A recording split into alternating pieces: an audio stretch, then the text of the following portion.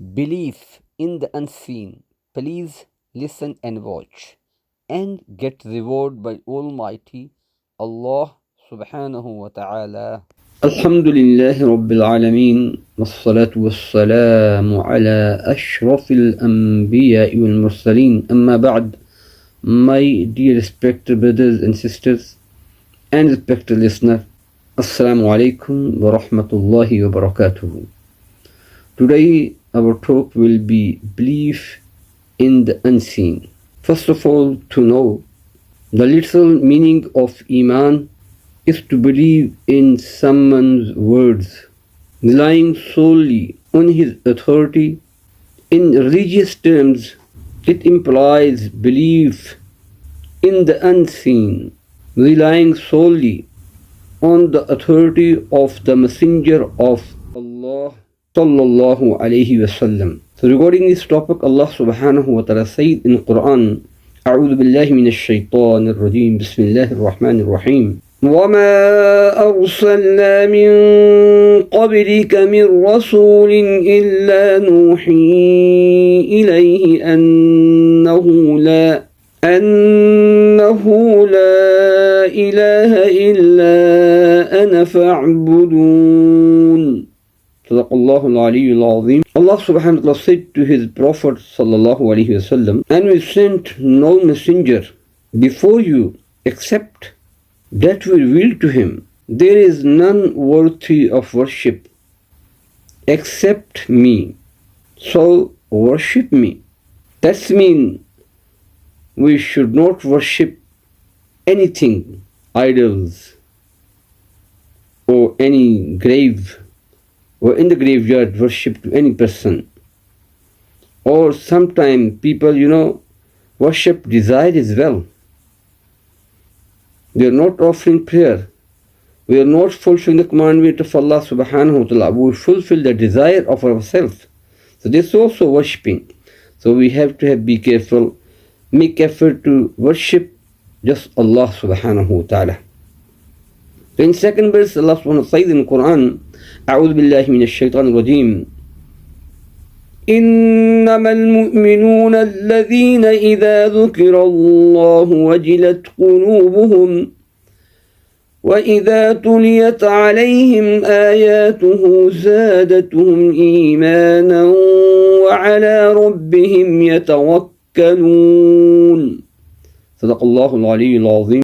Allah subhanahu wa ta'ala says the believers are only those whose hearts tremble with fear whenever Allah is mentioned, and when His verses are recited to them, these increase their faith, Iman, and in their Rabb, Sustainer, they waste their trust. So this is the sign of Iman, faith. Whenever someone recite Quran in front of the people, those who have a Iman, their Iman will increase because of the recitation of the Quran. And whenever talk regarding Allah, the greatness of Allah, their hearts tremble and automatically their Iman increase. The love of Allah, the khawf of Allah come in their hearts because of the Iman and because of they have a recognition of Allah subhanahu wa ta'ala, because of their good Iman. So regarding this topic, hadith of Rasulullah sallallahu alaihi wasallam, Abu Hurairah radiyallahu ta'ala anhu narrates that Rasulullah sallallahu alaihi wasallam has said, Iman, faith, has more than 70 branches. The superior most is, one is saying of La ilaha illallah, there is none worthy of worship except Allah. And the inferior most is the removal of an obstacle from the way. And Haya is a branch of Iman. Note, the essence of Haya is that it restrains a man from evil and prevents a man from neglecting the obligation that he owes to others. This means the person whosoever let this kalma La ilaha illallah. He have a recognition of Allah and he knows regarding the rights of others. That person, he or she, male or female, they recognize the rights of others, whether a husband or wife, children or parents, parents or children. Everyone, they fulfill the rights of others. By saying this kalima, we will be superior than others, those who did not read this kalima, those who know have this kalima. By the barakah of this kalima, we have a haya, modesty, respect others, be kind with our youngster, with our children, be respectful with our parents, with our elders. Also because of this kalima, we don't want to harm any person. If we see anything is harming other people in the way, we remove that from the way. No one can harm by that thing. We are the benefactors. We make effort to give benefit to everyone. So second hadith of this topic, Abu Hurairah radiyallahu ta'ala anhu narrates that Rasulullah sallallahu alayhi wasallam said, renew your iman. It was asked, O Rasulullah sallallahu alayhi wasallam, how do we renew our iman? He alayhi salatu wasallam said, say frequently, excessively, La ilaha illallah. First of all, by saying this kalma, inshallah, our brain and our heart will become colorful with the name of Allah. Secondly, also, inshallah, the nur of this kalma, the brightness of this kalma, the shining of this kalma will come in our hearts, in our brain. And we will be negate everything except Allah. So regarding this topic, third hadith of Rasulullah sallallahu alaihi wasallam, also Abu Hurairah radiyallahu ta'ala anhu narrates that Rasulullah sallallahu alaihi wasallam said, whenever slave of Allah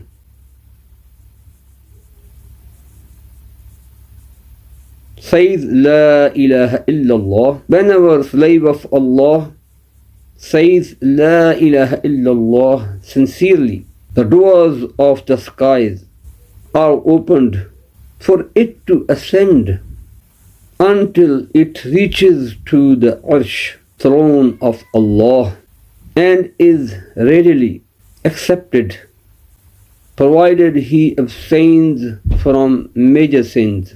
Note, to say sincerely means that it is free from pretense and hypocrisy. From pretense and hypocrisy. Abstaining from major sins ensures its rapid, early acceptance. And even if it is recited without abstaining from the major sins, it is still beneficial and rewarding. So this is a belief in the unseen. Once we recite this kalma, we have to believe in everything is occurred with the will of Allah. So we have to believe by reciting this kalma, by saying this kalma, believe in this kalma, our everything will become good. And we will be rewardable by Allah subhanahu wa ta'ala. And by reciting this kalma with sincerity, this will become a forgiveness for us. So may Allah subhanahu wa ta'ala give all of us 100% iman on this kalma. Grant us ability to recite this kalma and get reward by Allah subhanahu wa ta'ala. And may Allah subhanahu wa ta'ala accept our listening and saying Ameen. میرے پیارے بہن بھائیوں اور محترم سامعین کرام، السلام علیکم ورحمۃ اللہ وبرکاتہ۔ آج انشاءاللہ غائب پر یقین اس پر بات ہوگی۔ سب سے پہلے یہ جان لے کہ ایمان لغت میں کسی کی بات کو کسی کے اعتماد پر یقینی طور سے مان لینے کا نام ہے، اور دین کی خاص اصطلاح میں خبر رسول کو بغیر مشاہدہ کے محض رسول اللہ صلی اللہ علیہ وسلم کے اعتماد پر یقینی طور سے مان لینے کا نام ایمان ہے۔ اللہ پاک کا ارشاد گرامی ہے، اعوذ باللہ من الشیطان الرجیم، بسم اللہ الرحمن الرحیم، وما ارسلنا من قبلك من رسول الا نوحی الیہ انہ لا الہ الا انا فاعبدون۔ صدق اللہ العلی العظیم۔ اللہ تعالیٰ نے رسول پاک صلی اللہ علیہ وسلم سے ارشاد فرمایا، اور ہم نے آپ صلی اللہ علیہ وسلم سے پہلے کوئی ایسا پیغمبر نہیں بھیجا جس کے پاس ہم نے یہ وحی نہ بھیجی ہو کہ میرے سوا کوئی معبود نہیں، اس لیے میری ہی عبادت کرو، یعنی اللہ کے علاوہ کسی کی عبادت نہیں کی جائے گی، نہ اپنی خواہشات کی، نہ کسی بت کی، نہ کسی قبر کی، نہ کسی انسان کی، صرف اللہ ہی کی عبادت کرنی ہے۔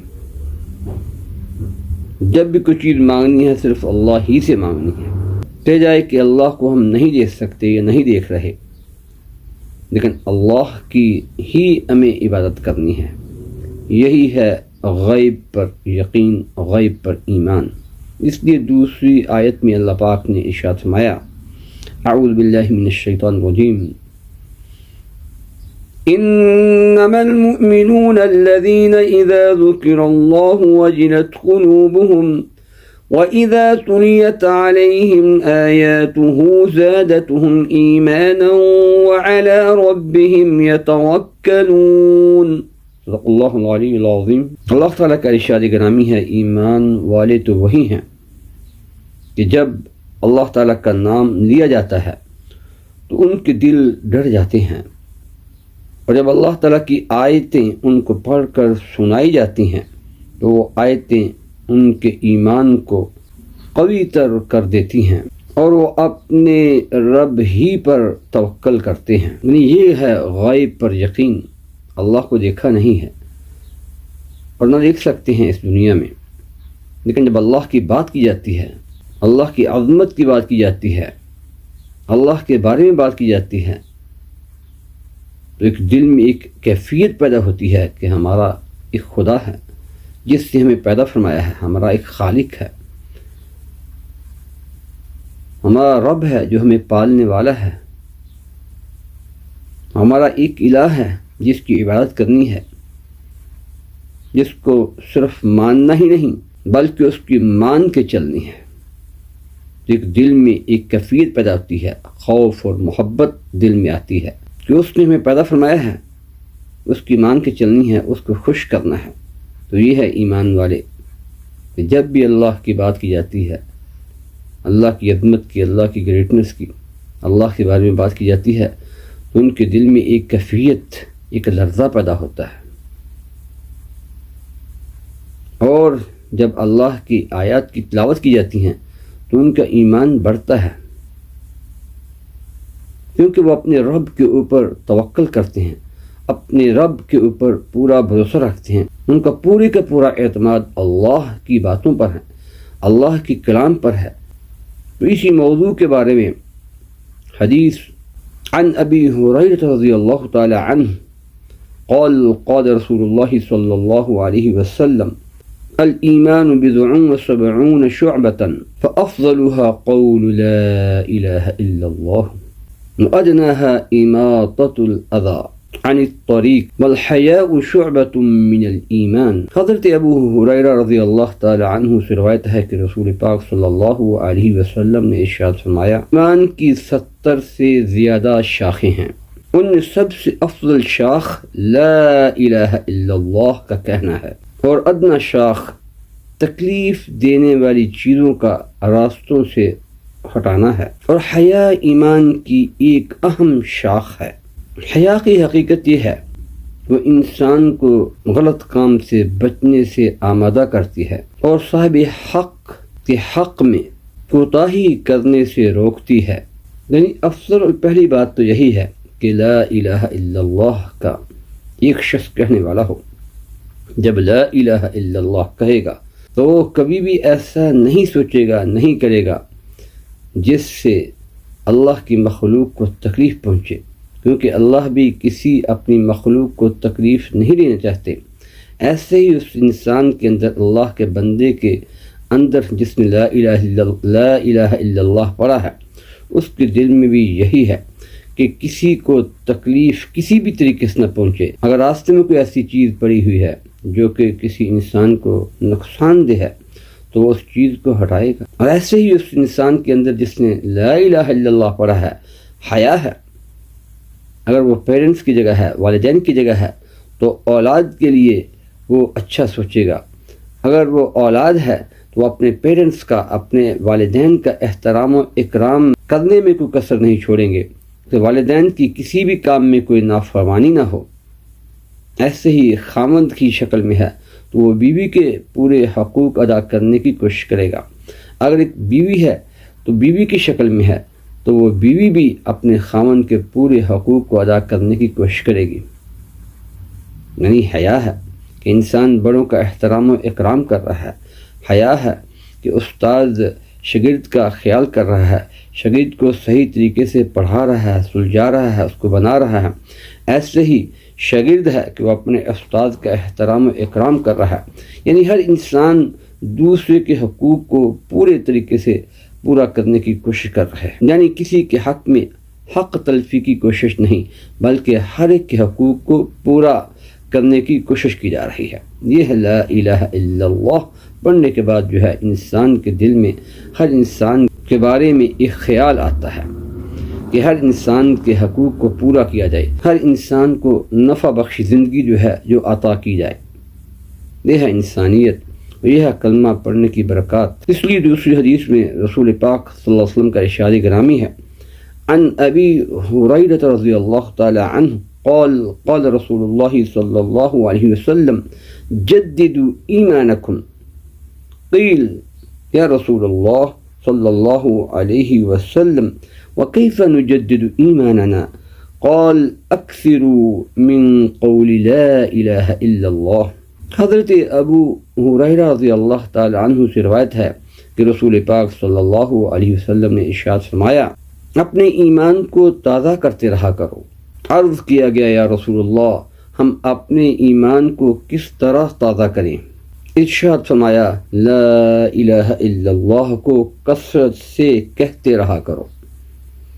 یعنی لا الہ الا اللہ کہنے سے، پڑھنے سے سب سے پہلے تو یہ ہوگا کہ دل میں، ذہن میں ایک طرح کا رنگ آئے گا، ایک طرح کا نور آئے گا کلمہ پڑھنے کی برکت سے ہی۔